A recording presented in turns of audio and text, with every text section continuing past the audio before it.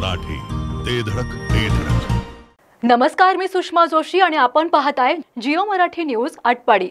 सांगली जिल्ह्यातील लोकांच्या घराघरात पोहोचलेल्या आणि लोकांच्या मनामनात घर निर्माण करणाऱ्या दे धडक आणि बेधडक जिओ मराठी न्यूज चॅनलमध्ये आपल्या सर्वांचे स्वागत आहे. आटपाडी तालुक्यातील स्थानिक बातम्या पाहण्यासाठी जिओ मराठी आटपाडी या चॅनलला आत्ताच सबस्क्राइब करा आणि बेल आयकॉनवरती देखील क्लिक करा. गावरान परंपरेच्या स्वादाला घरगुती मायेचा स्पर्श आणि घाण्यावरील शुद्ध तेलाची हमी, विविध मसाले, तुमच्या जेवणाला देतात परिपूर्णता. याशिवाय आपल्या जेवणासोबत तोंडी लावण्यासाठी सर्व प्रकारच्या चविष्ट आणि चटकदार चटणी आणि एकदम शुद्ध प्रतीचे घाण्यावरील ताजे तेल देखील आम्ही काढून देणार.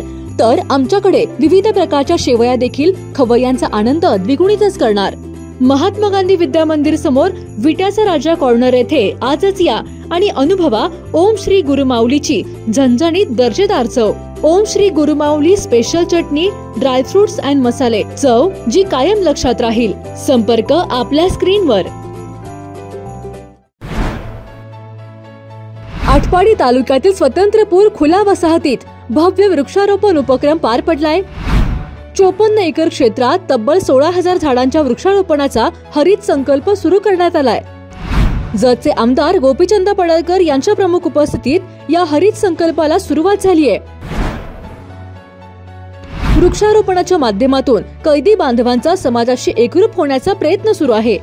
तर या उपक्रमातून आटपाडी तालुक्याला हिरवाईची नवी ओळख मिळेल असा विश्वास देखील यावेळी आमदार गोपीचंद पडळकर यांनी व्यक्त केलाय.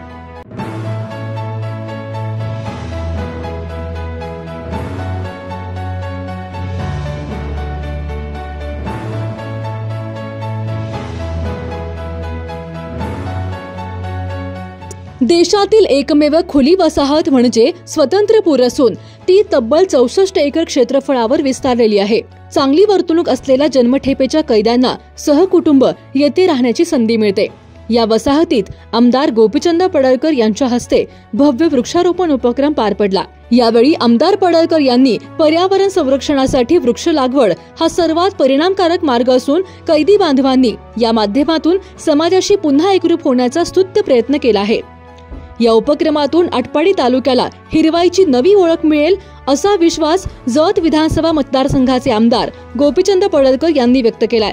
या उपक्रमातून तब्बल 16,000 झाडांची लागवड करण्याचा संकल्प सामाजिक वनीकरण विभाग व तुरुंग अधिकारी मधुकर चौधरी यांनी केला आहे. आंबा, नारळ, चिंच, पिंपळ, कडुलिंब, बांबू अशा उपयुक्त झाडांची लागवड मोठ्या प्रमाणावर करण्यात येत आहे. या उपक्रमासाठी कैदी बांधवांचा उत्साही सहभाग पाहायला मिळाला.